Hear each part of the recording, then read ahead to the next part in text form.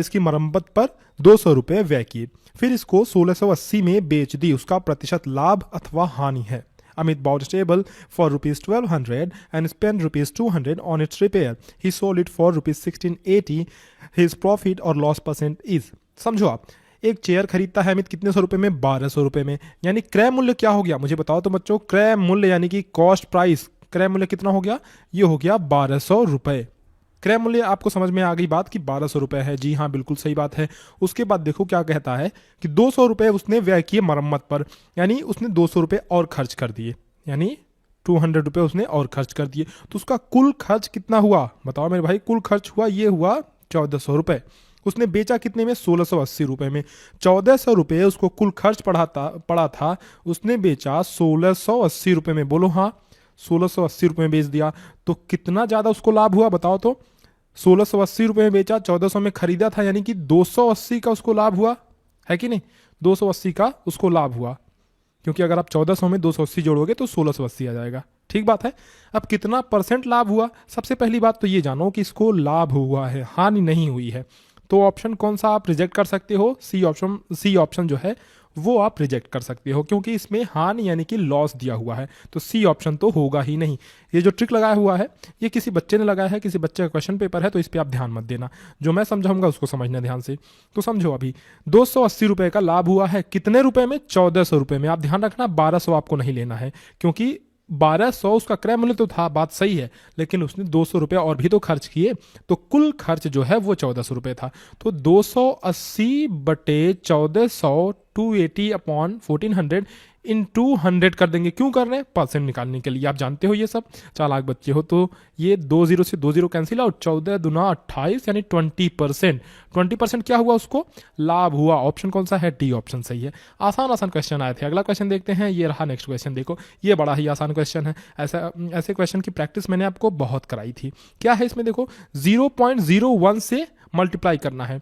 इसका short trick मैंने आपको बताया था, क्या बताया था, देखो इधर से गिनते आओ, कितने अंक के बाद दशमलव है, डेसिमल कितने अंक के बाद है, 1 2 डिजिट के बाद डेसिमल है। तो ये जो डेसिमल है ना, ये जो डेसिमल है मेरे प्यारे बच्चों 140.75, ये जो डेसिमल है, चूंकि इसमें 2 अंक के बाद डेसिमल है और 1 से गुणा हो रहा है, अगर मैं पॉइंट की बात ना करूं तो 0.01 से ये मल्टीप्लाई हो रहा है, 2 अंक के बाद इधर से ये डेसिमल है, ध्यान दो यहाँ पे, तो ये डेसिमल भी 2 अंक इधर खिसक जाएगा, तो 1.4075।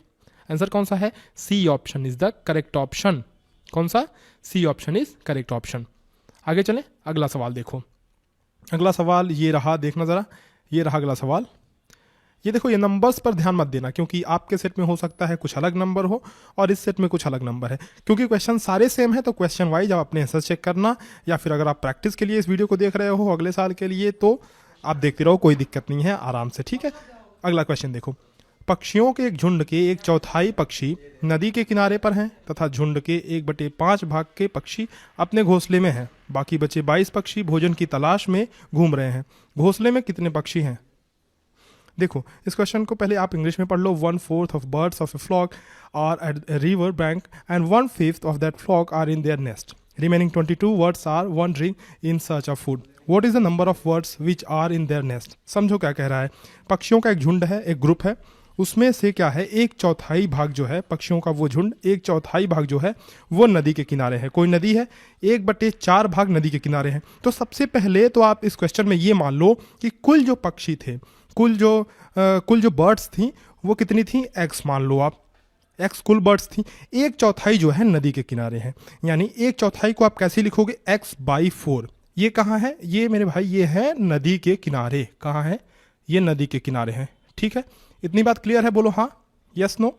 ठीक है, अब आगे देखो, अब क्या कहता है कि झुंड के 1/5 भाग, यहाँ पे देखो 1/5 क्या है, 1/5, तो 1/5 भाग अपने घोंसले में है।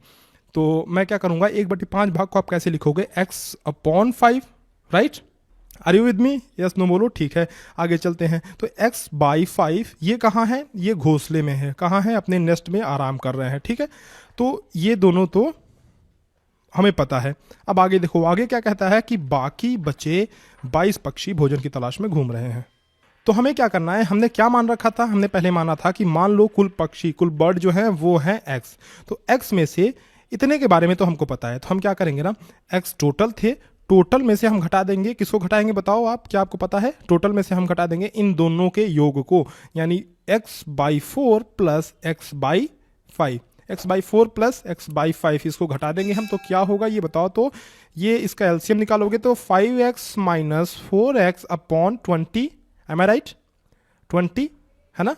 इसको आप आगे सॉल्व करोगे तो ये क्या होगा, 4x/20, ये सही है ना, सॉरी ये प्लस होगा, अच्छा ये प्लस होगा, ठीक है, ओके। सो 9x/20